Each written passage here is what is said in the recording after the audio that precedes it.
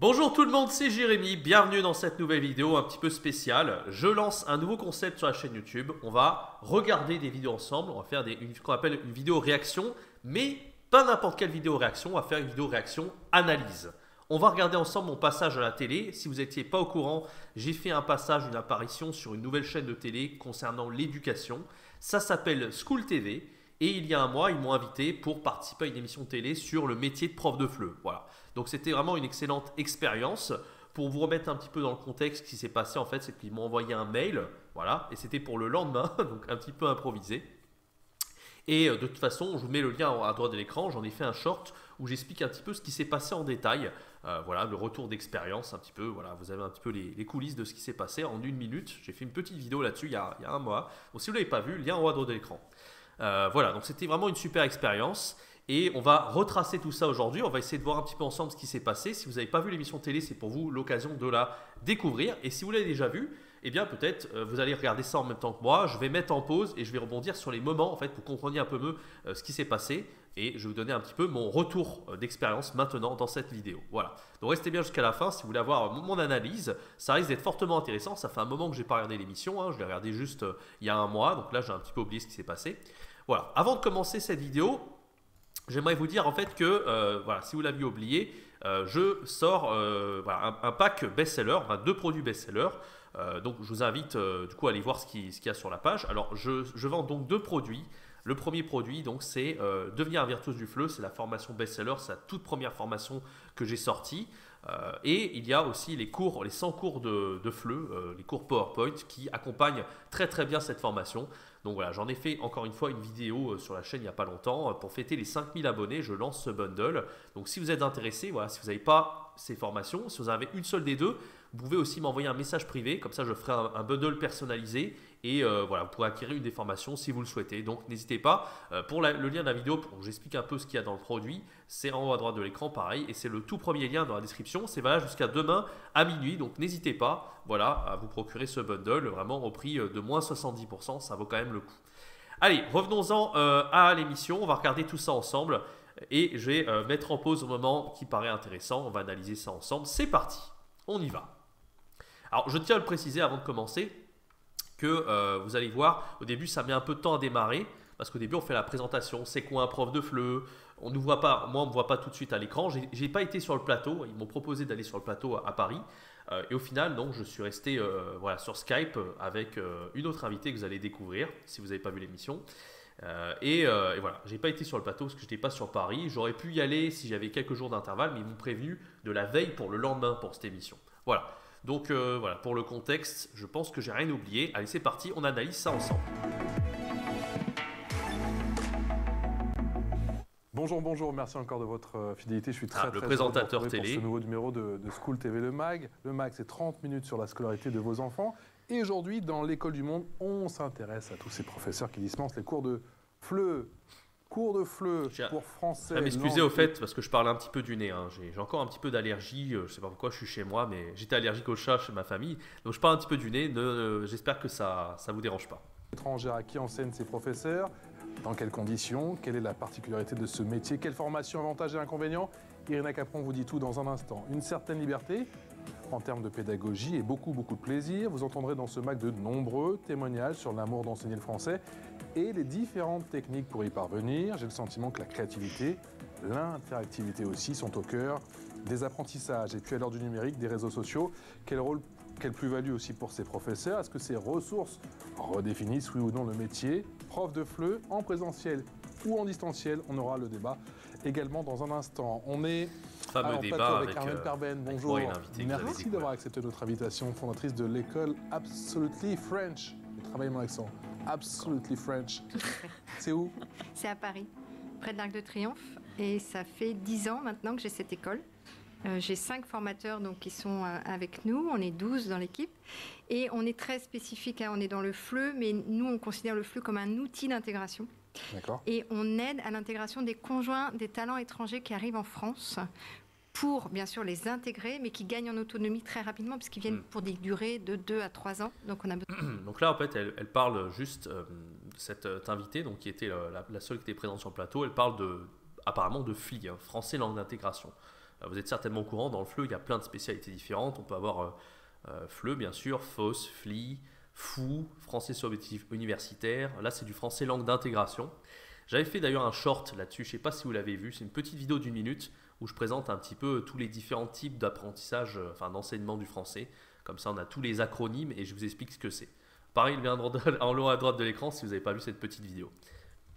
Besoin de les aider à aller beaucoup plus rapidement qu'un livre et pour qu'ils trouvent du travail en France. Voilà, pour l'utiliser, on continue à en parler dans un instant. On est également avec en Skype Jérémy Fulep. C'est moi. Bonjour, formateur pour professeur de FLE en ligne et créateur de la chaîne YouTube Enseigner le FLE en ligne. Vous êtes depuis Montpellier.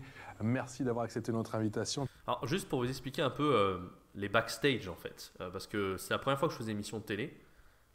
J'ai jamais fait ça avant. Bon, là, c'était en distanciel, pas en présentiel. C'est normal, un de ces quatre, j'aimerais bien faire du présentiel, mais bon, on fera, on aura l'occasion.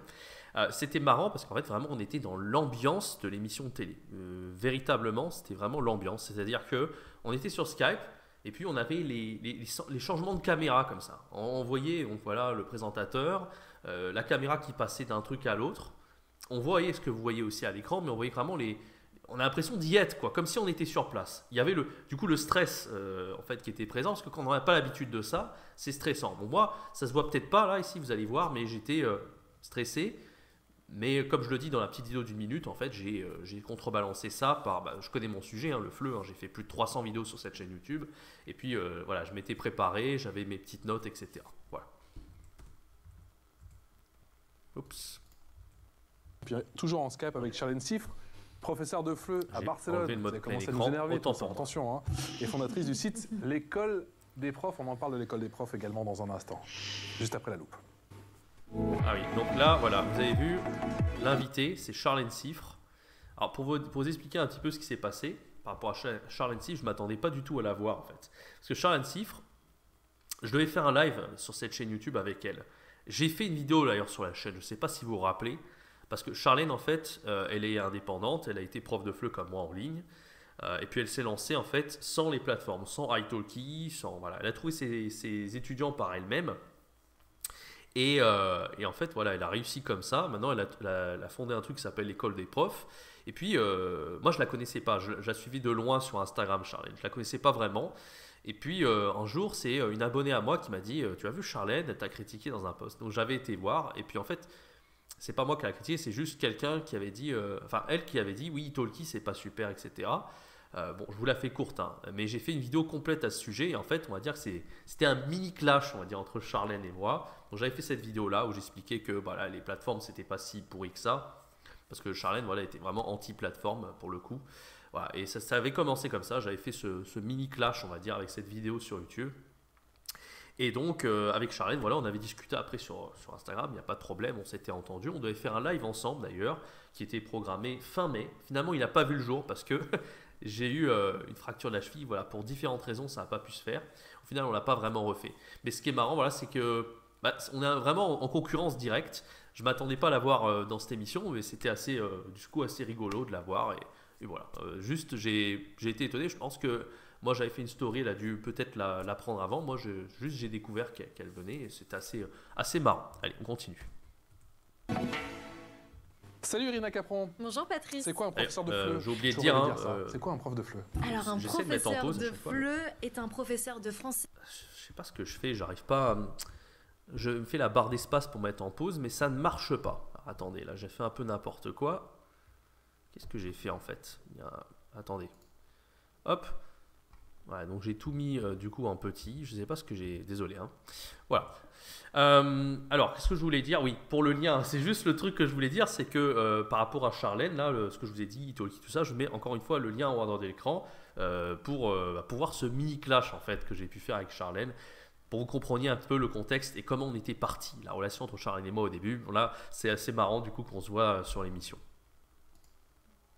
Des langues étrangères à ne pas confondre avec le professeur de français dans les établissements scolaires français à l'étranger. Le professeur de FLE enseigne la langue française à des internationaux non francophones.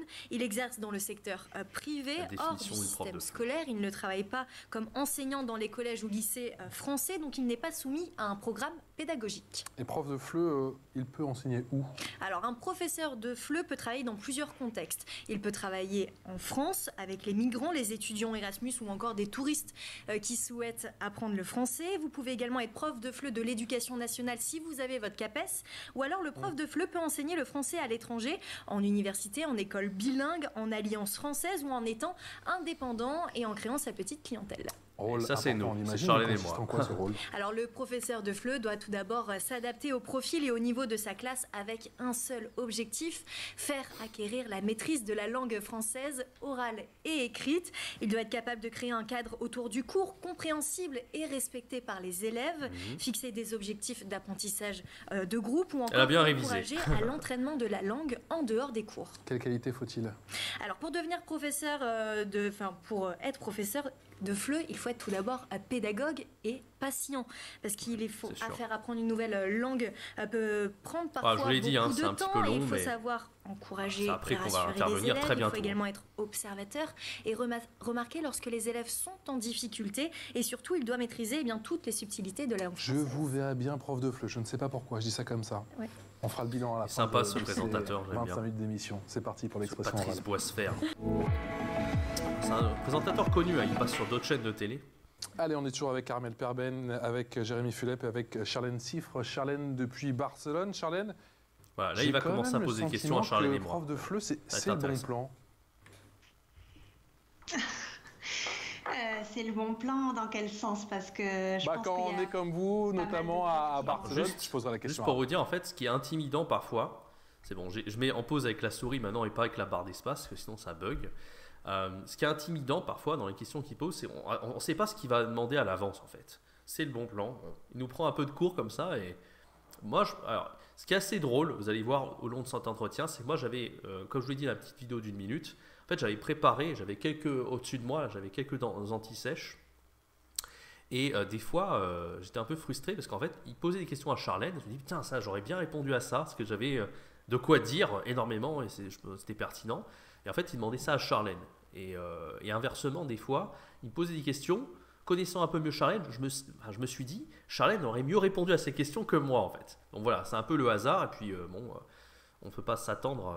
Voilà, c'est une émission, c'est improvisé. De toute façon, c'est stressant. C'était une première expérience, mais voilà. Armelle qui est à Paris, effectivement, ou à Jérémy qui est à Montpellier. Mais j'entends ces profs de FLE qui sont à Barcelone, qui sont à Bangkok, qui sont aussi dans des très belles contrées, pourquoi pas en Italie. C'est le bon plan ou pas? Pour voyager, c'est vrai que c'est un métier idéal, en tout cas pour moi. C'est vrai que moi-même, j'ai choisi ce métier-là parce que j'avais envie de vivre à l'étranger et j'ai trouvé que c'était un beau métier. Passage, petit aparté donc sur là où se trouve Charlène. Elle est à Barcelone, bien sûr, mais elle est dans un coworking. Et j'ai déjà vu dans ses stories Instagram, ça a l'air d'être un super coworking vraiment pour les indépendants. C'est un peu dommage par rapport au coworking, on n'est pas tous à égalité malheureusement. Parce que moi, je rêverais de travailler dans un coworking. Je travaille depuis chez moi depuis 2 ans maintenant. Je sais que les coworking comme ça, il y en a qui sont géniaux et on n'est pas tous à égalité. Moi, par exemple, je suis à Montpellier ici. Les coworking sont vraiment pourris en tout cas. Et quand je vois son coworking, je me dis putain, j'aimerais bien y aller. Je sais qu'il y a Abdou de Flippis qui a été faire une émission avec Charlène dans ce coworking à Barcelone. Il a dit waouh, c'est le coworking du futur vraiment. Donc voilà, c'est le bon plan. Si vous êtes dans des villes comme ça, vous êtes prof de FLE indépendant, vous travaillez à l'étranger. Un bon coworking, ça peut être super. Je sais qu'on n'est pas tous à égalité parce que, comme je vous l'ai dit, à Montpellier, c'est cher et c'est pas terrible. Mais enfin, on fait comme on peut, voilà. Mais c'est vrai que quand on a la possibilité de voyager, et que des fois on va à des super endroits, comme ça on peut travailler dans des super coworking. Ça, c'est plutôt pas mal. Qui me permettait de voyager et de vivre de ma passion. Donc oui, sur ça, je suis entièrement d'accord avec vous. C'est vrai que c'est le bon plan. Barcelone, Rio ou encore Bangkok, vous avez choisi Jérémy Montpellier. Et c'est bien aussi. J'ai beaucoup bougé aussi, un peu comme Charlène. Alors par exemple, l'année dernière, j'étais à Taïwan, j'ai aussi enseigné en Allemagne, en Angleterre. Donc effectivement, un professeur de FLE, il peut travailler en présentiel dans des instituts français, des alliances françaises à l'étranger, mais il peut également enseigner en ligne. Ça, c'est quelque chose de nouveau. surtout depuis qu'on a eu le Covid, la pandémie et les confinements. Donc c'est la possibilité de voyager absolument partout dans le monde, et ça c'est quand même quelque chose un énorme avantage de ce métier. Je sais pas si ça se voit, je suis stressé quand même. Je le vois quand je parle un peu vite. Normalement, quand on parle vite, c'est qu'on est stressé en fait. Là, je pense que ça se voit, je pense que vous le voyez, mais c'était parce que je venais de commencer à prendre la parole. Après, au fil des missions, je vais être plus à l'aise. Enfin, ça va, tu vois, vous voyez, j'ai pas bafouillé, donc ça va. Mais en fait, le fait de parler vite, ça montre qu'on est stressé, parce que quand on n'est pas stressé, on n'a pas peur des pauses. On sait qu'on va trouver ses mots et tout. Mais le fait de parler vite, on fait ça parce que, enfin là, en l'occurrence, je parle très vite. En fait, voilà. Et c'est parce que j'avais peur d'oublier ce que j'avais à dire, etc. Puis là, il y a quelque chose de drôle qui va se passer aussi. Jérémy, c'est-à-dire qu'un professeur de FLE, il a avant tout une appétence pour les... Là, je continue à parler, ça peut paraître bizarre là, mais en fait, il faut savoir qu'il y avait un décalage entre ce qu'on entendait sur Skype et ce qui se passe là en fait. C'est-à-dire que entre ce que j'entendais quand la personne me posait la question et au moment où je dois répondre, il y a un petit décalage. Donc du coup, j'ai l'impression que je coupe la parole aux journalistes, alors que pas du tout en fait. Mais bon, voilà, c'est pour vous expliquer un peu. Les voyages et le goût des autres? Oui, absolument. Un professeur de FLE, il enseigne de toute façon à des apprenants, ce qu'on appelle dans le jargon, ou des élèves qui n'ont pas de lien avec le français comme langue maternelle. Donc ça peut être des russophones, des germanophones, des sinophones. Et donc on est assez curieux de nature. On va un petit peu expérimenter beaucoup être très curieux. On va beaucoup voyager aussi pour s'imprégner de la culture des élèves. Et ça va entraîner une richesse du professeur de FLE, on va faire en sorte d'être très polyvalent, d'être très compétent dans notre domaine en tout cas. Là c'est rigolo, vous voyez quand je parle, je dis les apprenants, je dis dans le jargon, enfin j'essaye d'être clair en fait. C'est-à-dire que si je dis apprenant, je pense que les gens ils savent que ça veut dire élève, mais ça c'est vraiment un terme que j'ai commencé à utiliser depuis le Master 1 FLE. Dans les études de FLE, on disait toujours apprenant, apprenant, apprenant. Et vous voyez sur la chaîne YouTube, je dis toujours apprenant, tout le temps. C'est une habitude qu'on a apprise. Voilà, on dit plus élève, on dit apprenant. Mais bon, pour des gens qui sont dans l'univers du FLE, ça choque pas. Voilà. Mais moi, je me rappelle, j'avais fait une vidéo sur TikTok qui a pas mal fait le buzz. Elle a fait 250 000 vues. Dans cette vidéo, j'ai dû dire au moins 5 ou 6 fois apprenant. J'ai fait que dire apprenant tout le temps. Et puis, j'ai eu des dizaines et des dizaines de commentaires de gens qui me disaient « Mais pourquoi tu dis apprenant? Pourquoi tu dis pas élève ?» Et les gens se marraient. Alors, c'est des jeunes de 15, 20 ans qui regardaient la vidéo. Hein. Mais tout le monde me disait « Mais pourquoi tu dis apprenant, apprenant, apprenant ?» Donc voilà, je veux bien concevoir en fait que c'est un terme un peu de jargon. C'est pour ça que là je précise, voilà, apprenant c'est du jargon, on peut très bien dire élève aussi, on peut dire étudiant, on peut utiliser d'autres mots. Et voilà, il y a beaucoup de gens en fait qui ne sont pas dans cet univers de didactique des langues, du FLE ou je sais quoi, qui n'ont pas fait des études de FLE et donc qui ne sont pas forcément habitués à utiliser apprenant. Et moi je sais que c'est un réflexe, j'utilise tout le temps ce mot. Donc là vraiment comme voilà, je passe à la télé, ils ne connaissent pas le FLE, ils n'ont pas fait d'études de FLE. Je me suis dit voilà, apprenant dans le jargon, ça veut dire élève. Je voulais être un petit peu plus explicite. Prof de français langue étrangère, Armelle Perben, c'est être quelque part justement un prof à part. Ah, ça c'est sûr, oui. Oui, et j'aime bien, moi, parce que quand on dit prof de FLE ou prof de français, les gens ont toujours tendance à penser au prof de français qu'on avait en cours, mais FLE, ça n'a rien à voir et c'est un vrai métier. Ouais. Et je pense que quand on sait écouter, enfin, il y a vous parlez d'aimer les autres et de voyage, je pense qu'il y a beaucoup aussi aimer écouter, parce qu'on est beaucoup dans l'écoute pour adapter notre contenu à chaque apprenant qui va avoir des besoins très différents et spécifiques. Comment a commencé justement l'aventure de votre école, qui est assez spécifique, vous occupez de des conjoints des talents étrangers, donc des conjoints d'expatriés. Alors, comment ça a commencé? Je vais essayer de vous la faire courte. J'ai été conjoint d'expatriés et professeur de FLE à l'étranger. D'accord. Où ça? Alors, Chine, Inde, Vietnam, Malaisie. Donc vous aussi, hein, comme quoi, c'est votre pot commun, vous avez tous roulé votre bosse. Voyagé, bien voyagé. Et moi, je me suis retrouvée professeur de FLE par hasard. Petit aparté là-dessus, c'est normal qu'on ait tous voyagé, en fait. On n'est pas obligé de voyager pour être prof de FLE, mais c'est l'intérêt de notre métier, en fait. On ne fait pas prof de FLE si on ne va pas voyager. De base, de toute façon, on sait tous que l'avantage de ce métier, c'est de voyager. Voilà. Après, on peut... en fait, c'est souvent ça qui se passe. Les profs de FLE, ils sont à l'étranger, voilà, ils font des années à l'étranger, souvent. Il y en a qui restent toute leur vie à l'étranger, j'en ai connu. On est en Chine, ils se sont mariés en Chine, ils vont rester en Chine. Moi, j'étais en Chine aussi. Donc voilà, j'ai connu des gens, ça faisait 10-15 ans qu'ils étaient en Chine, et puis ils comptaient rester toute leur vie. Il y en a, hein. Ils ne sont pas majoritaires, quand même. Souvent, le cas, c'est le suivant. Voilà. Je ne sais même pas si c'est majoritaire en réalité. Ce qui se passe, c'est qu'ils restent longtemps, 10 ans, 15 ans, mais pas des fois quelques années, bref. et puis ils rencontrent leur conjoint à l'étranger, puis ils rentrent en France et ils s'installent en France. Et là, bah, ils sont profs de FLE en présentiel, par exemple, en France. Mais voilà, ils ont connu quelqu'un à l'étranger. C'est très souvent ce cas-là. Et dans les écoles de FLE en présentiel, ici à Montpellier, par exemple, c'est le genre de truc que j'ai vu. C'était des gens qui s'étaient mariés avec, je sais pas, ils étaient restés 10 ans au Brésil, ou même plusieurs années au Brésil. Ils reviennent, ils ont rencontré leur conjoint brésilien ou brésilienne là-bas au Brésil, puis ils reviennent en France pour s'installer et pour faire leur vie ici, et puis ils enseignent le FLE en CDI en présentiel. C'est souvent un petit peu comme ça. Mais voilà, c'est soit ça, soit ils s'installent pour de vrai à l'étranger. Mais en tout cas, je connais personne qui fait du FLE et qui se dit je vais rester en France et c'est tout. Ça c'est pas possible. C'est pas mon métier de base. J'ai beaucoup appris avec d'autres professeurs de FLE parce que c'est un vrai métier. Et comme elle le dit là aussi, c'est pas son métier de base. Ça c'est aussi un truc d'intéressant, c'est que tous les profs de FLE quasiment, enfin pas tous les profs de FLE. Moi j'ai fait du FLE directement. J'ai rien fait d'autre avant comme métier. Je voulais être prof de FLE directement. Mais il y a beaucoup de gens en fait qui se reconvertissent comme prof de FLE. Par exemple, ils ont fait quelque chose qui était en rapport, je sais pas moi, qui ont fait des trucs en rapport avec les langues, de près ou de loin. Hein. Il y en a qui font des fois des choses qui n'ont rien à voir. Il y en a qui font du marketing ou j'en sais rien, et puis ils deviennent prof de FLE. En fait, la raison, il y a plusieurs raisons à ça. Soit leur métier leur plaisait pas, ils ont envie de changer. Et prof de FLE, c'est vraiment un métier sympa. Hein. Tout le monde vous le dira. On a des super élèves. C'est vraiment un métier passion. C'est vraiment très cool. L'autre raison pour laquelle les gens se reconvertissent comme prof de FLE, c'est eh bien, ils étaient à l'étranger, comme on l'a vu à l'instant. Et à l'étranger, il y a une demande qui est énorme pour les professeurs de français. Moi, j'étais en Allemagne, j'avais pas de diplôme, on m'a pris comme prof de FLE, comme ça, du jour au lendemain, on m'a dit allez, toi, tu seras prof de FLE. J'avais aucune expérience, aucun diplôme. Et je suis devenu prof de FLE du jour au lendemain. Donc en fait, j'ai connu des gens comme ça. Même en Chine, je connaissais un mec qui était dans l'informatique, rien à voir, et puis il est devenu prof de FLE pour enfants du jour au lendemain, juste parce qu'il était en Chine et parce qu'il était natif du français. Donc voilà, le fait qu'il y ait une grosse demande et les gens deviennent un peu par hasard profs de FLE, c'est comme ça qu'ils atterrissent profs de FLE assez souvent. Et c'est ce qu'elle nous raconte un petit peu ici. Et qu'il faut bien sûr développer ses compétences pour être meilleur. Mais l'écoute aide beaucoup. Et donc j'ai créé cette école en rentrant d'Inde il y a 10 ans parce que pour moi, je me suis rendu compte que le FLE pouvait être bien sûr une nouvelle langue qu'on apprenait, mais c'est aussi un outil d'intégration en France. Très puissant. Très puissant. Et donc nous, moi j'ai créé cette école avec cette idée d'intégration et de rendre les gens qui arrivent ici autonomes très rapidement. Parce que nous, ils ont besoin d'aller vite.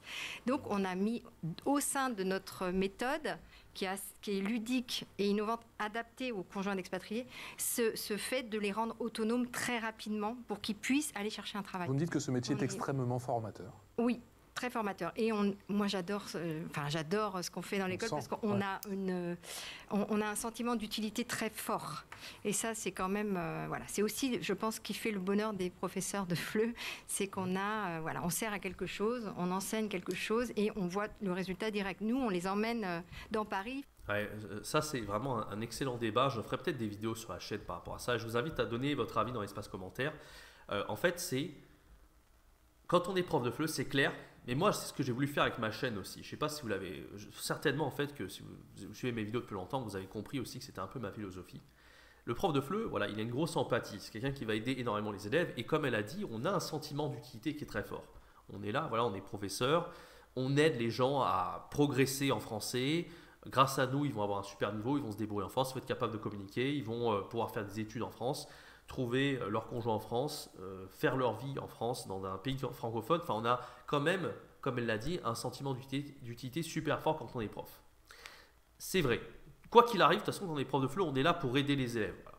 Mais moi, je voulais rajouter cette dimension-là, en fait. C'est pour ça que des fois, ça choque les gens. Ma chaîne YouTube choque les gens, parce que j'ai rajouté gagner des avantages en tant que prof, en fait. Bien sûr, on se concentre sur le public, sur les élèves. Et en tant que prof, de toute façon, voilà, on fait ça. Là, vous avez vu, elle fait du FLI, français d'intégration. On a aussi du français pour l'alphabétisation, leur apprendre à lire, à écrire, etc. etc.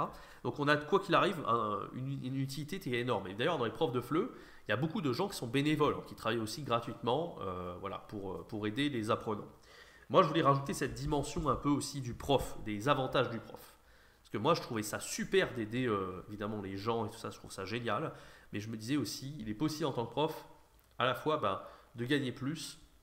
Je disais souvent gagner jusqu'à 2000 € par mois, mais il est possible de gagner encore plus aujourd'hui grâce aux cours en ligne. C'est vraiment comme ça, moi j'ai découvert le fait qu'on pouvait gagner plus en tant que prof. On peut gagner en compétences, ça il n'y a que moi qui vous le dis, ou presque, hein, en ligne. Moi, voilà, je me suis toujours dit, voilà, se démarquer aussi, gagner plus, Voilà, et puis gagner en compétences, enseigner ce qu'on veut, une passion. Si vous aimez la musique, enseigner la musique à des apprenants. Voilà, donc là, on est centré sur le point de vue du prof. Vous voyez, ça peut paraître un peu égoïste, mais ce point de vue en fait de centrer vers le prof, moi je trouve ça intéressant personnellement. Et en fait, quand on est dans le FLE, l'univers du FLE, on se dit on va tout centrer sur l'apprenant. Moi je pense que c'est bien aussi voilà, parce que pourquoi les profs ils arrêtent souvent? Parce qu'il n'y a pas assez de reconnaissance en tant que prof de FLE, parce qu'on ne se concentre pas assez sur les avantages du prof de FLE. Voilà. Qu'est-ce qu'il peut avoir, qui va faire ça sur le très long terme? Pour moi, il faut les deux. Il faut avoir le plaisir de transmettre à l'apprenant, mais aussi avoir le plaisir, en tant que prof de FLE, de kiffer ce qu'on fait en fait. Je ne sais pas si vous voyez ce que je veux dire, mais je vous invite à débattre dans l'espace commentaire si vous avez votre avis sur la question. Parler aux gens, décoincer, les rendre confiance en eux. Ils ont des défis, on a des parcours dans Paris, ils piochent. Parle beaucoup, hein. Et ils doivent parler rapidement pour gagner en confiance en soi. Et ça, c'est des choses, quand on les voit pour la première fois parler à des Français dans la rue, c'est incroyable parce qu'on se dit... Il y a quelque chose de magique. Voilà, on a réussi de zéro à les faire parler, c'est voilà, et comment, gratifiant. Comment ça se passe, Charlène, avec les Catalans, justement, quand on est prof de FLE? Ils ont un avantage, c'est quand même une langue assez, pour les personnes qui parlent catalan, c'est quand même une langue qui est assez proche du français, donc ils ont quand même un sacré avantage. Donc je dirais que c'est un peu plus facile en tout cas d'enseigner à des Catalans qu'à des Japonais. Quand je vivais au Japon, du coup j'enseignais à des Japonais et c'est vrai que c'est complètement différent, c'est deux univers très différents. Alors là c'est mon hypothèse, je pense pas qu'elle ait déjà enseigné à des Catalans, peut-être que je dis une connerie, mais Charlène enseigne en ligne maintenant. Et ça fait un moment qu'elle est indépendante. Hein. Ça fait plusieurs années. Je crois qu'elle a commencé avant moi. Commencé en 2019, avant même le Covid, je crois, si je ne dis pas de bêtises. Et comme elle le dit, elle enseigne en présentiel au Japon. Je crois qu'elle enseigne l'anglais et le français, si je ne dis pas de bêtises. Mais depuis qu'elle est à Barcelone, je ne crois pas qu'elle enseigne déjà. Peut-être qu'elle a fait un peu de présentiel. Mais vraiment, ce qu'elle fait 90%, 95% du temps, comme moi, c'est l'école des profs, accompagner les profs maintenant. Donc elle fait quelques cours à côté. Je ne crois pas qu'elle enseigne énormément au catalan. Peut-être qu'elle l'a déjà fait, je ne sais pas. Mais voilà, elle ne va pas dire vous savez, le catalan, moi je ne sais pas. Bien sûr, ce qu'elle répond est intéressant et a du sens en réalité. Mais je pense qu'elle a beaucoup plus enseigné à des Japonais qu'à des Catalans en tout cas. Voilà, c'est juste une remarque que je voulais faire par rapport à ça. Moi, en tout cas, c'est quelque chose d'assez challengeant de trouver un public qui est complètement différent du français. Mais c'est aussi assez rassurant et c'est intéressant aussi d'avoir des publics qui comprennent rapidement et qui comprennent assez bien la grammaire française. Armelle nous parlait un instant effectivement de cet échange très important entre professeurs quand on est prof de FLE. C'est aussi pour ça que vous avez fondé l'école des profs? En fait, oui, j'ai fondé l'école des profs il y a 2 ans maintenant, après avoir monté moi-même mon école de langue en ligne, parce que je sentais en fait qu'il y avait un réel besoin de la part des profs indépendants. Ils étaient un petit peu perdus dans tout ce cosmos des cours en ligne. Ils ne savaient pas trop comment afficher leurs tarifs, quel tarif choisir. Oui, franchement, gros respect à Charlène pour l'école des profs. Hein. Moi, ça a l'air très solide ce qu'elle a fait. Alors, je ne sais pas dans les détails, parce que bien sûr, je n'ai pas suivi son produit. Je ne suis pas membre de la communauté Discord, les masterclass, enfin tout ce qu'elle fait. Mais c'est vrai, hein. D'ailleurs dites-le moi dans les commentaires si vous partagez ça. Enfin, c'est ce point de vue. C'est ce qui manque un peu par rapport à tout ce que je vous ai proposé. Je vous ai proposé une quinzaine de formations là, depuis 1 an et demi. Donc moi je me suis beaucoup... je ne suis pas la même stratégie en fait que Charlène. Charlène c'est un seul produit, l'école des profs, avec la communauté, avec tout ce qui va avec. Et c'est pas formation purement sur l'enseignement, c'est comment trouver des élèves, comment augmenter vos tarifs, comment... vivre du FLE dignement en fait, c'est ça son produit. Moi vraiment je voulais faire le panel le plus large possible sur tous les besoins possibles et imaginables dans le FLE et j'ai énormément d'idées de formation qui peuvent encore vous aider, mais il manque pour l'instant cet aspect communauté qu'elle a fait. Bientôt je vais faire une communauté d'ailleurs, ça va arriver très bientôt là en 2023. Mais voilà, c'est vrai que Charlène et moi on a 2 choses très différentes. Moi c'est plein de petites formations, c'est une formation tous les mois minimum. Et elle, c'est un gros produit qu'elle va améliorer sans cesse, en fait. Mais voilà, c'est vraiment, c'est tout à son honneur. Hein. Elle a fait quelque chose de super pour aider les profs. Voilà ce que je pense de Charlène, de ce qu'elle a fait. comment commencer, sur quelle plateforme s'annoncer, etc. Donc j'ai voulu vraiment accompagner ces personnes-là pour les aider à se frayer un chemin un petit peu dans le secteur et surtout leur donner confiance en eux parce que c'est souvent un secteur où les profs ont peu confiance en eux et je voulais vraiment leur montrer à mon tour que si moi j'y suis arrivée et j'ai fondé une école moi-même, tout le monde peut y arriver à son tour. Un bien beau message. Jérémy, c'est quoi le plus dur au final? Jérémy, c'est quoi le plus dur quand on est prof de FLE? C'est de jauger le niveau de la classe? Il y a beaucoup de difficultés diverses. Je dirais qu'à l'unanimité, des profs que j'ai accompagnés, ils ont beaucoup de mal à enseigner aux apprenants, aux élèves qui ont un niveau débutant total. Imaginez-vous, on appelle ça des apprenants niveau A0, qui ne savent pas dire un seul mot en français, qui ne savent même pas prononcer en fait les phonèmes, donc l'alphabet français. Ça, c'est très difficile parce qu'en général, on a envie de passer par la langue maternelle. C'est pas facile pour moi de ne pas utiliser de jargon. Phonème, apprenant, c'est... Je crois que sur la chaîne, ça dépend. Ça dépend aussi de mon humeur. Là, j'étais sur émission de télé, peut-être ça m'a mis dans le mood à utiliser des mots de jargon linguistique, tout ça, ou didactique. Mais voilà. Bon, j'essaie d'être le plus clair possible. Ou alors, de traduire vers l'anglais. C'est pas forcément ce qu'on veut en tant que professeur de français. Nous, ce qu'on veut, c'est enseigner la langue à partir de zéro. Donc, on doit se débrouiller, peut-être faire des dessins, peut-être faire des gestes, des choses comme ça. Ça, c'est assez compliqué en général quand on débute comme professeur de FLE. Moi, c'est ce que j'ai trouvé en tout cas quelque chose que j'ai trouvé d'extrêmement complexe. Après, sur l'enseignement lui-même, il y a le fait de mettre à l'aise les élèves, de les mettre en confiance, de les faire atteindre un objectif. Par exemple, s'ils sont débutants, on va les faire passer au niveau intermédiaire, puis au niveau avancé. Donc, c'est vraiment du développement personnel. On va encore beaucoup plus loin que le fait d'enseigner le français. Et c'est selon moi toute la difficulté du métier de professeur de FLE. Et c'est souvent, on n'en parle pas assez. Je trouve que j'ai bien répondu à cet endroit-là. On ne parle pas assez de cet aspect de développement personnel pour aider les profs. On dit souvent, voilà, un prof, c'est quelqu'un qui enseigne, surtout un prof de langue, de FLE ou d'anglais ou j'en sais rien. On dit c'est quelqu'un qui enseigne la langue. Voilà, ouvre ton cahier, voilà, ça c'est la grammaire, ça c'est la conjugaison, ça c'est le vocabulaire. Et ça va beaucoup plus loin que ça en fait, parce que ceux qui n'arrivent pas à progresser en langue, on en connaît tous dans notre entourage, c'est des gens qui ont des blocages psychologiques. C'est des gens qui, au niveau du développement personnel, ils n'ont pas une bonne routine, ils n'ont pas une bonne méthode. Tout est axé là-dessus en fait. Quand on bloque en langue, en français c'est la même chose. C'est surtout parce que voilà, on a des problèmes de méthode ou des problèmes de motivation, des problèmes psychologiques. C'est 95% du temps à cause de ça. Donc là, j'insiste bien sur le côté de développement personnel. Et d'ailleurs, j'ai fait une formation il n'y a pas longtemps sur l'anglais, comment devenir C2 en anglais pour les profs qui sont intéressés. Vous pouvez accéder à cette formation, c'est sur ma boutique en ligne. Et j'avais beaucoup insisté sur cet aspect blocage psychologique qu'on peut régler en fait pour atteindre notre objectif. Moi j'ai eu ce problème-là en fait en anglais et en allemand. J'ai été bloqué niveau B2 pendant des années, pendant 3-4 ans à peu près. Puis quand j'ai commencé en voyageant notamment, en rencontrant des gens qui étaient niveau C2 qui m'ont donné des conseils, en observant beaucoup, j'ai compris qu'en fait j'avais des blocages psychologiques. Et c'est à cause de ça en fait que je restais bloqué au niveau B2. Et quand j'ai réussi à éradiquer ces blocages psychologiques, je suis passé niveau C2 à la vitesse de l'éclair. Voilà, c'est pour ça que j'insiste. Pour moi, en fait, mon enseignement du FLE est très basé aussi sur mes expériences d'enseignement des langues. Et c'est pour ça que quand vous apprenez des langues aussi, vous êtes un meilleur prof de FLE parce que vous arrivez à mieux vous mettre dans la peau des apprenants qui, eux, galèrent.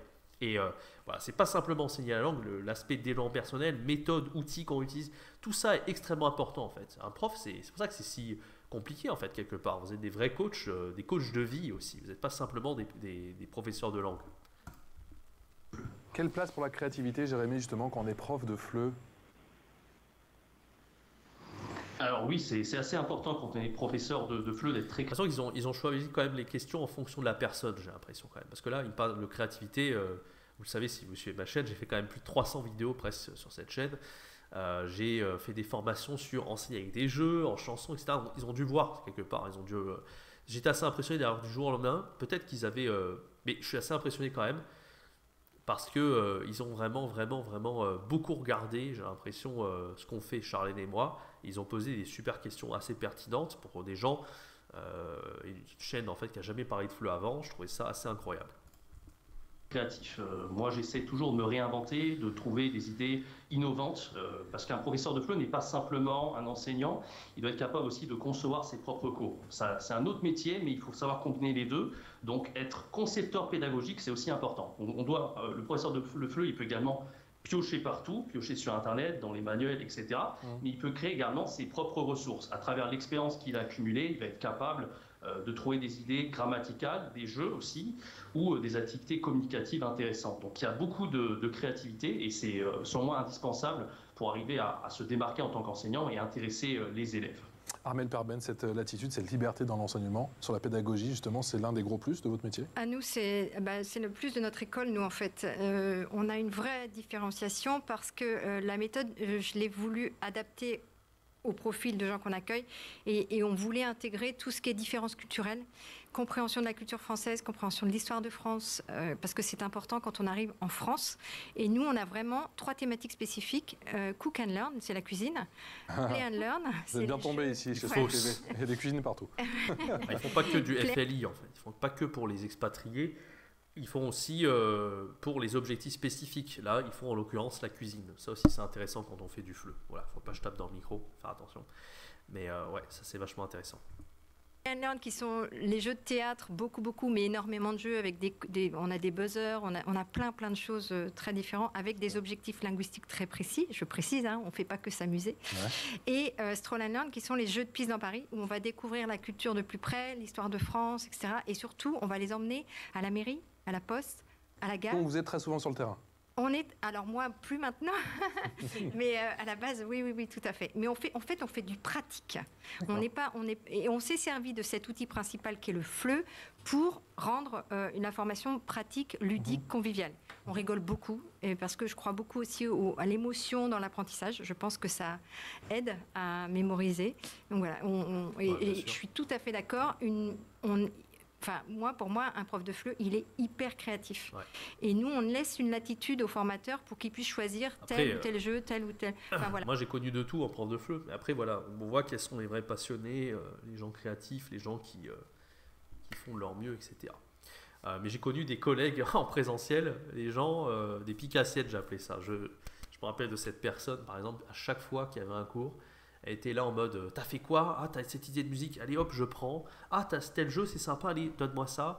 Le mec n'avait aucune créativité. Enfin, c'est pire que ça, c'est ce que j'appelle un pique-assiette. C'est-à-dire que le gars, à chaque fois, quoi, il était là à nous piquer les trucs, en fait. Et ça, ça fait grincer les dents. Enfin, c'est pas le but d'un prof de FLE. Le but d'un prof de FLE, bien sûr, il peut s'inspirer de ce qui va autour. Et quand il y a des collègues en présentiel, c'est cool. Hein, il peut avoir des idées comme ça. Même moi, j'ai eu plein d'idées comme ça en échangeant avec les profs à l'époque, surtout en Chine. Mais l'idée, c'est aussi quand même de faire ses propres cours. Si tu chopes toujours ce que le voisin a fait, des fois, le voisin, il a des idées pourries. Voilà, donc à toi de tester. Mais voilà, ça, c'est les profs de FLE ce qu'on appelle les pique-assiettes. C'est le mec qui pique ce que le voisin a fait pour éviter de préparer le moins possible. Enfin, ça, c'est pas terrible, quoi. Donc, il y a de tout comme prof de FLE. Mais oui, globalement, je suis d'accord avec elle. Il y a quand même beaucoup de gens créatifs aussi et qui aiment leur passion et leur métier de prof de FLE. Alors, on a des circuits bien sûr tout prêts, mais ils ont besoin, eux, d'avoir une marge de manœuvre parce qu'ils sont comme ça. J'ai quand même le sentiment, Charlène Siff, qu'on est constamment dans votre métier sur l'innovation, sur la créativité. J'imagine qu'il faut totalement se renouveler quand on enseigne, vous nous l'avez dit, à des Japonais ou encore à des Barcelonais. Oui, alors, oui, j'ai entendu. Du coup, oui, je suis complètement d'accord avec vous. Je pense qu'il faut, une des qualités vraiment principales du prof de FLE, c'est vraiment la créativité, mais aussi l'écoute, comme on en avait parlé un petit peu au tout début. Je pense qu'il faut être très à l'écoute de nos apprenants et surtout, il faut les comprendre, en fait. C'est pas juste être à l'écoute, mais de les comprendre foncièrement, savoir ce qu'ils veulent, savoir ce qu'ils recherchent. Souvent, un apprenant de FLE, c'est quelqu'un qui va vraiment avoir des besoins, qui va vraiment avoir un besoin profond dans l'objectif en fait est d'apprendre le français. Donc, il faut comprendre ce besoin-là et il faut du coup y répondre. Ce qu'elle dit là, c'est davantage vrai pour l'enseignement en ligne, beaucoup plus qu'en présentiel en tout cas. Parce qu'en ligne, on va, comme je le dis plein de fois, hein, vous le savez, vous connaissez par cœur. Mais voilà, faire attention aux besoins, au goût de l'apprenant, voilà, parce qu'en plus, si vous ne faites pas ça, évidemment, les profs qui le font, vous allez vous faire éclater. Parce que les profs qui vont parfaitement répondre aux besoins, au goût des apprenants, et donc ils vont comme ça avoir de plus en plus de demandes, augmenter leurs tarifs, augmentant les algorithmes sur les plateformes, et quand même, ce n'est pas sur les plateformes, mais ils vont fidéliser les apprenants et avoir du coup des clients très long terme. En présentiel, c'est pas pareil parce qu'on a des classes, donc on doit répondre aux besoins de la classe, mais on peut pas. C'est très difficile quand on a au moins 10 élèves de individuellement répondre aux besoins de chacun. D'ailleurs, ils n'ont jamais le même niveau et puis ils n'ont jamais les mêmes compétences partout. les mêmes. Par exemple, il y en a, ils sont forts en compréhension orale. Alors, on va prendre un élève, il est super fort en compréhension orale, mais il est nul en grammaire. Et le voisin, il va être très fort en grammaire et pas bon en compréhension orale. Donc, si nous, par exemple, on met le paquet sur la grammaire, on va faire plaisir à celui qu'on a le besoin, mais l'autre, qui est déjà très fort, il va s'ennuyer. Donc, vous voyez, voilà. En cours particulier, en tout cas, même en présentiel, en cours particulier ou en cours en ligne, on peut bien répondre à tout ça. Par contre, quand on est vraiment dans des classes avec plein d'élèves, c'est beaucoup plus dur de le faire. Il va falloir faire des concessions, etc. C'est pour ça qu'en cours de FLE, quand on fait plutôt du communicatif, on fait quelque part aussi un petit peu moins progresser. On leur fait beaucoup pratiquer la production orale pour ces raisons-là. Mais c'est aussi pour ça qu'on peut prétendre à des prix plus élevés en ligne. C'est parce que justement, on va réussir à beaucoup plus aider les apprenants avec chaque chose dont ils ont besoin. Donc c'est pour ça que l'enseignement en ligne est si intéressant. Et apporter une solution. Question d'Irina Capron. Oui, c'est ça, Charlène, ce que vous venez de dire. L'erreur qui n'est pas toujours valorisée à l'école a sa place dans l'enseignement du FLE, parce que il est normal pour des étrangers, pour des non-francophones, de faire des erreurs. Oui, tout à fait. Et je pense qu'il faut encourager aussi ces erreurs-là, parce que si on les encourage pas, du coup, c'est pas motivant pour les apprenants, ça les bride. Et je pense que c'est très important de leur montrer que nous aussi, on peut faire des erreurs. Nous aussi, en tant que natifs, on fait des erreurs dans notre langue. Et c'est important aussi de les accompagner en toute bienveillance. Et pour moi aussi, une autre qualité que j'ajouterais aux profs de FLE, c'est la bienveillance et le fait de vraiment d'être là et de montrer le chemin. C'est assez rigolo la façon de parler Charlène. C'est pas du tout. On voit qu'elle est à l'aise par rapport à moi. Vous savez, moi je m'intéresse énormément aux personnalités. Vous avez vu voir, j'ai fait quelques vidéos là-dessus. J'en parle des fois aussi un peu dans les formations.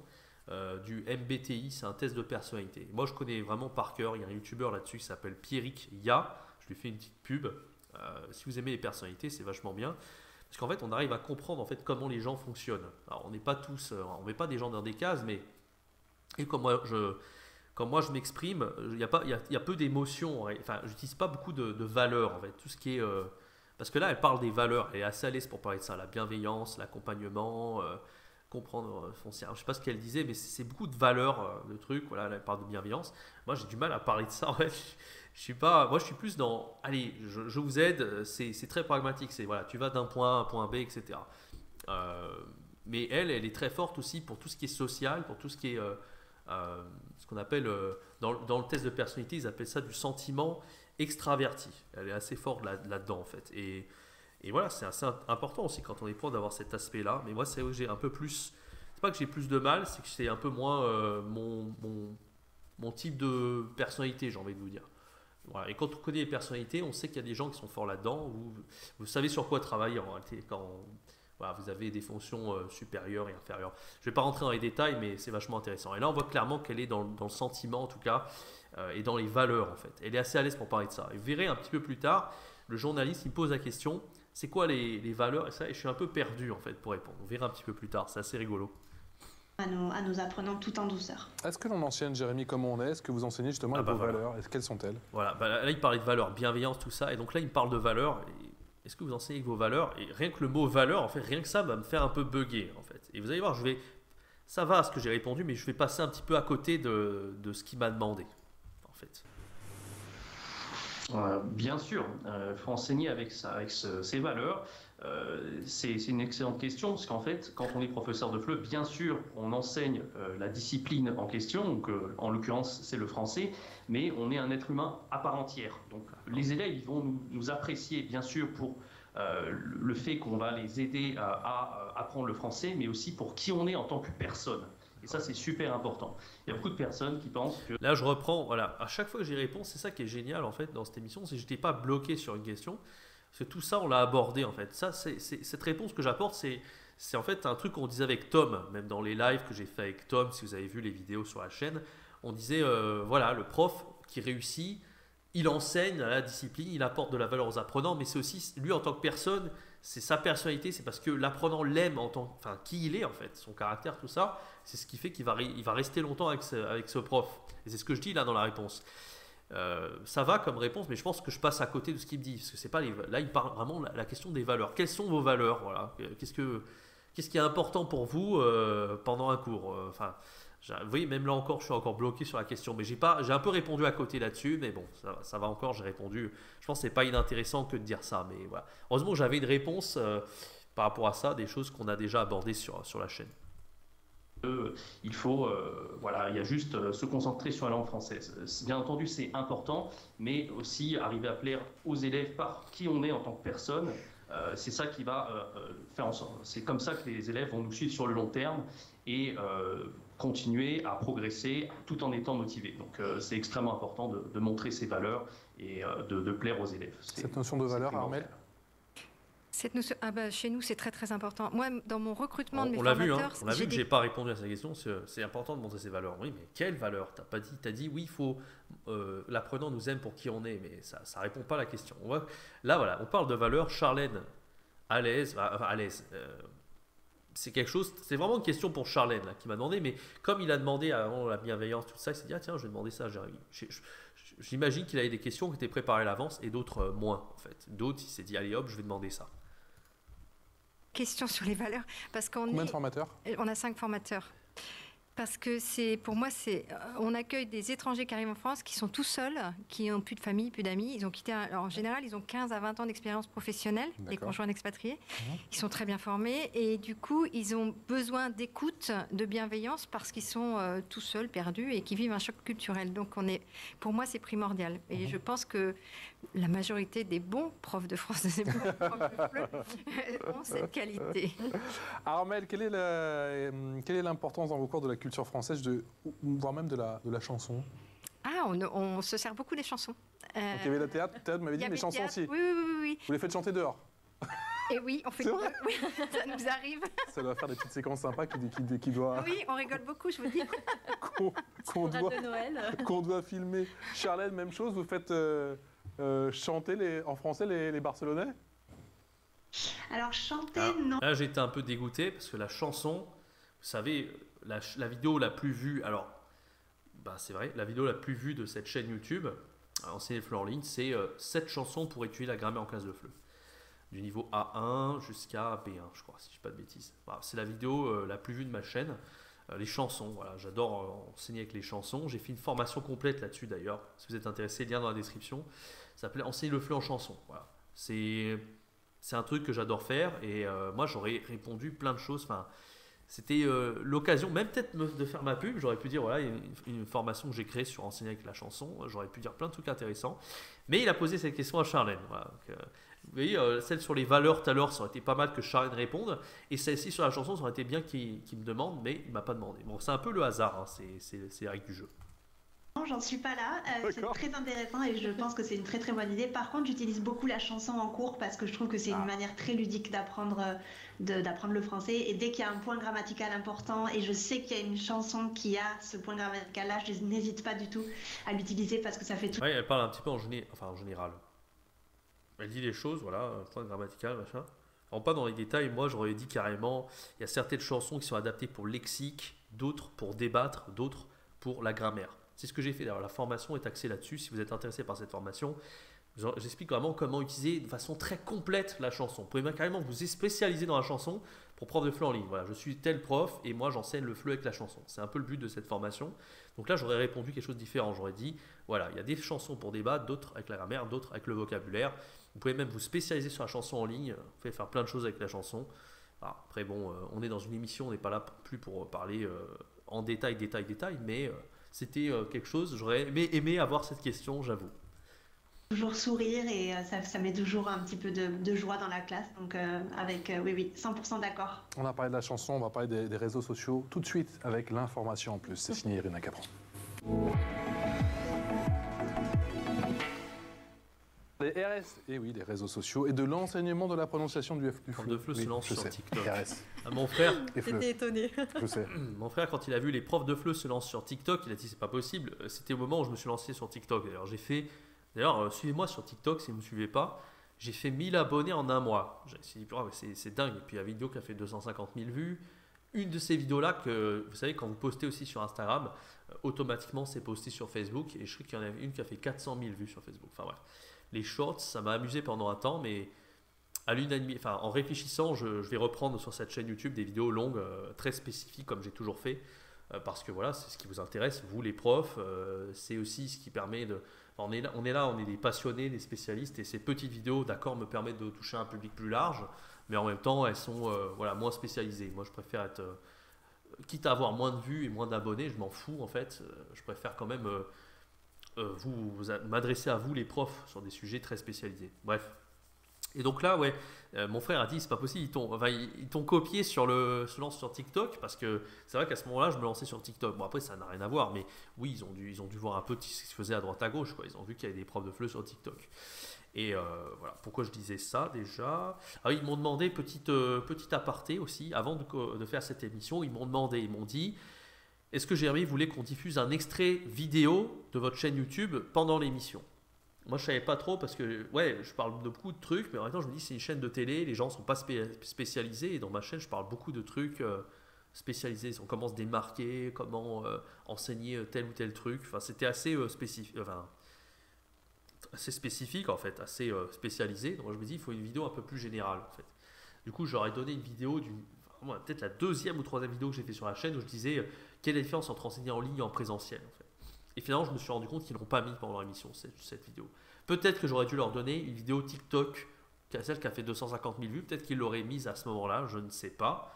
En tout cas, voilà, je ne savais pas trop quelle vidéo choisir. Et puis, c'était la veille pour le lendemain. Je n'avais pas beaucoup l'occasion de réfléchir en amont. Donc, c'est pas grave. Mais c'est un peu dommage parce que vous avez vu, pour Charlène, ils ont parlé de l'école des profs. Et moi, ils m'ont demandé une vidéo et finalement, ils ne l'ont pas mise. Donc, voilà. My bad. C'est pas grave. J'aime vous surprendre. Ouais, je vois ça. RS et FLE, ça fait bon ménage ou pas? Effectivement, de nombreux professeurs de FLE utilisent les réseaux sociaux judicieusement pour travailler la phonétique. À l'origine, le réseau social TikTok était destiné aux jeunes de 16-24 ans pour publier des vidéos de chansons mimées en playback. Mais cette plateforme s'est rapidement développée. D'ailleurs, je vous propose de regarder cette vidéo d'une professeure de FLE qui utilise TikTok pour partager ses conseils de prononciation. Regardez. Aujourd'hui, on va faire un petit peu de prononciation. On m'avait demandé la différence entre le son en et le son on. On peut par exemple trouver le son en. Ok, c'est pas inintéressant la vidéo qu'ils ont pris. Mais pour moi, le boss du game, j'arrête pas de parler de ce gars, mais j'adore ce mec. Il y en a qui l'aiment pas, hein, j'en ai parlé d'ailleurs dans une vidéo YouTube, dans un short. C'est Français avec Pierre. Français avec Pierre, c'est le boss du game. Il a 1 million d'abonnés sur TikTok, 2 millions sur YouTube, si je dis pas de bêtises. Et les petites vidéos qu'il a faites sur TikTok, il y en a qui ont fait des 13, des 15 millions de vues. Enfin, c'est le boss là-dessus. Et voilà. Même pour les vidéos shorts, Français avec Pierre, c'est le boss. C'est dommage qu'ils aient pas mis Français avec Pierre. Mais bon, après, voilà, il faut connaître Français avec Pierre. Mais voilà, si tu swipes et que tu es dans le FLE, tu peux aussi tomber là-dessus. Là, ils ont tombé sur une personne. Voilà, pourquoi pas. Dans le mot ban. Et on peut trouver le son on dans le mot bon. Ces deux voyelles sont des voyelles nasales, c'est-à-dire qu'on va utiliser l'air du nez pour les prononcer. Pour vous entraîner à les prononcer, essayez de prononcer la voyelle orale. Par exemple, pour le en, ce sera la voyelle a. Ajoutez ensuite l'air du nez, a, en. Même chose avec le son on, commencez par o et ajoutez l'air du nez. O, en, on. Ban, bon.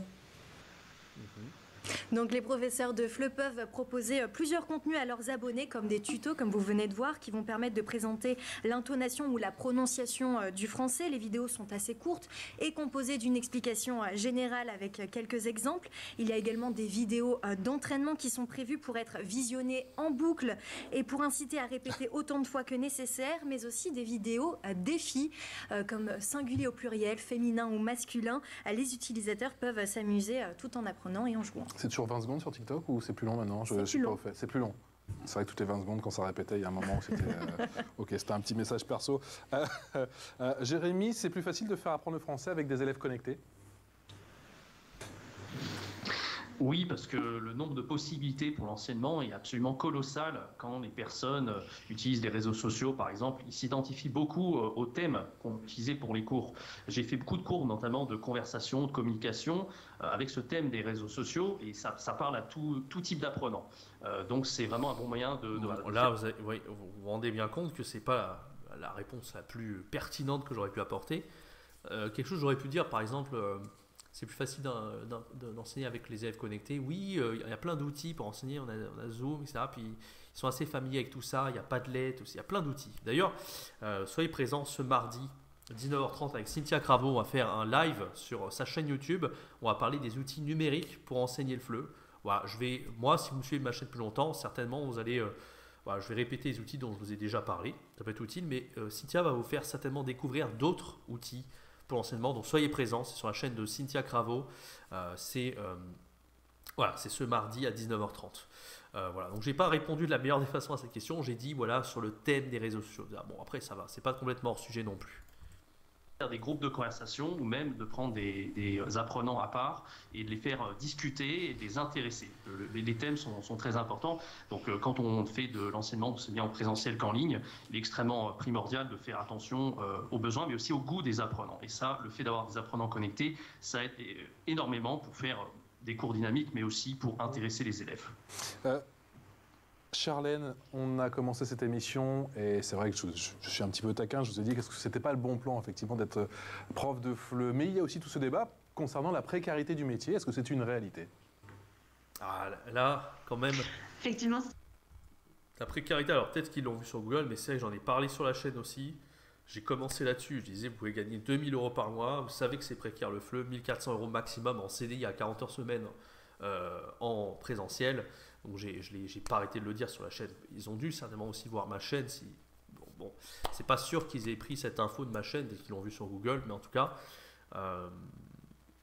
c'est un sujet que j'ai énormément abordé. Et je crois que quand même Charlène, elle a fait un post Instagram là-dessus. On s'est recoupé à force des posts qu'elle a mis aussi sur Instagram. C'est aussi des vidéos dont j'ai parlé. Donc il est possible qu'elle ait vu aussi, ils aient vu ça sur l'Instagram de Charlène, mais en tout cas. On voit qu'ils se sont très bien préparés avant cette émission. En fait, ça fait plaisir parce que c'est pas juste, voilà, on n'y connaît rien. C'est pas comme à l'époque où il y avait les gens qui jouent aux jeux vidéo, enfin les streamers, les youtubeurs. À l'époque, on ne connaissait rien, la télé ne connaissait rien aux youtubeurs ou aux streamers Twitch.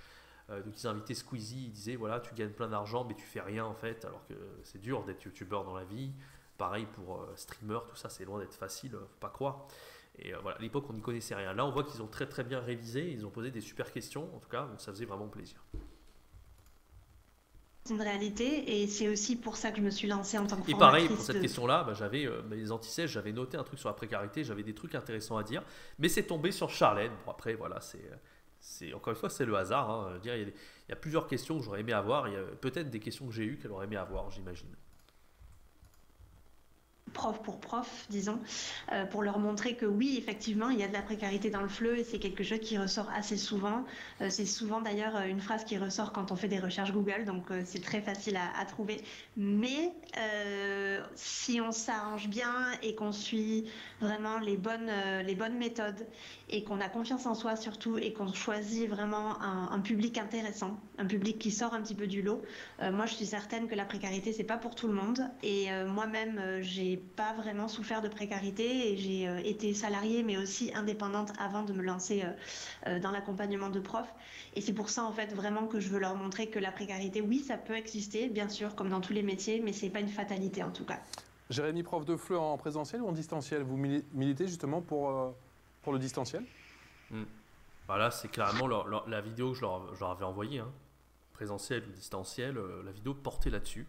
Et du coup, au lieu de mettre ma vidéo, ils m'ont posé la question. Bon. Et du coup, Charlène, ce qui a répondu sur la précarité, bah oui, montrer que c'est possible de ne pas être précaire en prof de FLE, c'est une bonne réponse qu'elle a apportée. Voilà. Ah oui, c'est une excellente question parce qu'il est très intéressant. Ça, je faisais rire, ça, je me rappelle.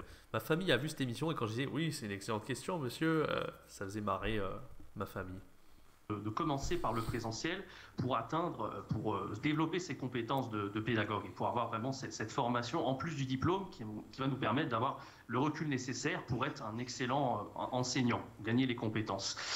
Pour le distanciel, ce qui est intéressant, c'est qu'on va avoir d'autres types d'avantages que l'enseignement sur place. Par exemple, on va pouvoir fixer ses propres prix, on va pouvoir, comme on l'a dit plus tôt, voyager un petit peu partout dans le monde, varier aussi les types de publics, les apprenants qu'on peut avoir. Donc ça, c'est intéressant parce qu'on va pouvoir répondre vraiment à des besoins très spécifiques, mais on peut même se spécialiser en ligne, et ça, c'est quelque chose qu'on a du mal à faire. En présentiel, on est obligé d'être un petit peu générique, générale et de viser des cours qui vont répondre à des besoins assez généraux. Alors qu'en ligne, on a quand même cette possibilité de se diversifier et ces avantages qu'on vient de citer. Armel, on peut être... Ouais, donc là, ah oui, alors là, vous allez voir, ça va être très drôle. En fait, cette question, bien évidemment, là, j'ai répondu quelque chose, voilà, parce qu'il faudrait, je réponds quelque chose, mais j'ai trop de trucs à dire, en fait. Là, j'ai pas pu trop tout développer. Le débat, enfin, j'ai dit quand même l'essentiel. J'ai dit, c'est bien de commencer par du présentiel pour, voilà, acquérir des compétences, mais faire ça toute sa vie, pour moi, ça n'a pas de sens. C'est trop précaire. Le jour où ils mettront au moins 2 000 € avec moins d'heures, c'est 40 heures semaine pour un prof, c'est complètement fou, c'est beaucoup trop, quoi. Un prof, il devrait faire 25 heures maximum. Au-delà de 25 heures, c'est déjà énorme pour un prof. 40 heures, c'est de la folie. Et 1 400 € un CDI pour 40 heures, c'est hyper précaire. Donc oui, donc c'est le problème du présentiel. Puis oui, le fait d'égalité, enfin, je vous ai parlé des milliards de fois de tous les inconvénients de toute façon. Voilà, j'ai pas pu tout développer. Voilà, j'ai pas pu donner tous les avantages d'être en ligne. Pour moi, il y en a beaucoup, mais il y a aussi des inconvénients à être en ligne. J'en ai pas forcément parlé là-dedans, mais c'est beaucoup plus long en fait. C'est une question. Je peux passer des heures sur cette question. Là, j'ai répondu en 1 minute, mais voilà, j'ai pas pu tout dire. J'ai essayé de résumer un petit peu, quoi. Et là, vous allez voir quelque chose de marrant qui va se passer. Vous voyez, j'ai regardé un petit peu les notes, savoir si j'avais pas autre chose à dire. Finalement, j'ai arrêté là. Et voilà ce qui va se passer là. Et là, c'est assez rigolo parce que je pensais qu'ils le cutteraient au montage et ils l'ont pas cuté. Regardez un petit peu à l'image ce qui se passe. Aussi efficace en présentiel qu'en distanciel. Vous avez vu le micro là qui se casse la gueule? En fait, si vous voyez, même là, je sais pas si on le voit à l'image. Il faut que je tourne un peu la caméra. Vous voyez, j'ai un micro. Pareil, j'ai utilisé le micro aussi. Et en fait, vous voyez là, à cet endroit-là, il y a la tige en fait. Et cette tige, ce micro, il a quand même, je l'ai depuis 2014, donc il est quand même pas très récent. En fait, des fois, ça se casse un peu la gueule en fait. Et là, c'est ce qui s'est passé. Ce qui s'est passé en fait, c'est que le micro, il s'est cassé la gueule et je me suis dit, allez, ils vont passer à une autre image, ils vont pas me laisser, là, vous voyez, le présentateur et moi, ils vont pas laisser ça, ils vont passer, la caméra, elle va passer à autre chose. Et non, du coup, on voit la caméra qui se casse la gueule, je me dis, putain, mais ils vont couper ça au montage, c'est pas possible. Et en fait, ils l'ont laissé. Donc, je vous remets un petit peu quand ça se casse la gueule, là, rapidement. De se diversifier et ces avantages qu'on vient de citer. C'est rigolo. Armel, on peut être aussi efficace en présentiel qu'en distanciel. Et on entend le bruit. Nous, on fait les deux. En fait, on a du présent. Nos cours sont évidemment présentiels puisque nous, nos conjoints d'expatriés, ils ont besoin de rencontrer des gens. Ah, vous voyez, les backstage. Ils sont télé, c'est pour ça que je vous ai fait cette analyse. On fait tout maintenant, vous savez, mais bon, après, je suis pas sûr du. Voilà. Mais nous, on a allié les deux. C'est-à-dire qu'on a donc les cours en présentiel et à côté, on a une plateforme e-learning. Et pardon de vous couper, le Covid dans cela vous a aidé à. On l'avait déjà. Vous l'aviez déjà. On l'avait déjà. Non, parce que comme on est très focus sur l'oral, l'écoute, l'interaction en cours, pour moi, c'était logique d'avoir une plateforme e-learning à côté où on allait beaucoup plus travailler l'écriture et la lecture qui peuvent se travailler en fait tout seul à la maison. Voilà. Donc c'est comme ça qu'on a fait. Mais nous, c'était une évidence d'être en présentiel. Après, ça dépend énormément. Si c'est pour apprendre le français, c'est bien. Il faut savoir qu'il y a beaucoup de gens, beaucoup d'instituts, de trucs par rapport au FLE, où j'ai fait avec la barre d'espace. Il faut que je fasse attention parce qu'au début de l'émission, ça a bugué. Il faut que je vraiment fasse le clic de la souris. Oui, il y a des gens, par exemple Cynthia, c'est ce qu'elle me racontait. Cynthia, elle enseigne par exemple à Middlebury tous les étés. Et elle me disait, ils ont fait la transition pendant le Covid, je crois. Ils ont mis l'enseignement en ligne, ça a très très bien marché. Ce qu'elle disait dans l'émission que j'avais fait avec elle il y a longtemps. Voilà, il y a des instituts, voilà, pendant le Covid, ça les a révélés. Voilà, ils ont lancé leur truc en ligne, leur plateforme de e-learning, tout ça. Mais il y a des instituts ou des écoles comme la sienne où ils étaient déjà avec une plateforme e-learning. Ils avaient déjà un pied-à-terre avec l'enseignement en ligne, en fait. Donc voilà, ça dépend. Bon, je ne voulais pas rien dire de spécial, mais par rapport à ça, mais bien, on peut le faire en essentiel sans souci. Mais quand on est là dans un objectif d'intégration, il faut aller voir les gens, sortir, aller voir comment ça se passe dans Paris, etc. En tout cas, vous avez tous les trois un point commun, parce qu'on en fait des émissions tous les jours, avec des élèves et des profs. Vous êtes animés par cette passion. Alors, ils sont passionnés aussi, les profs qu'on reçoit, mais il y a ce petit quelque chose en plus quand même. Donc, oui, il y a des inconvénients, mais j'ai bien compris aussi que vous êtes alignés avec vos valeurs et alignés très clairement avec vos... Ça fait plaisir, hein. Il était sympa ce présentateur. Parce que là, il est en train de dire, en fait, prof de FLE, vous avez cette passion, vous avez le voyage, le truc, etc.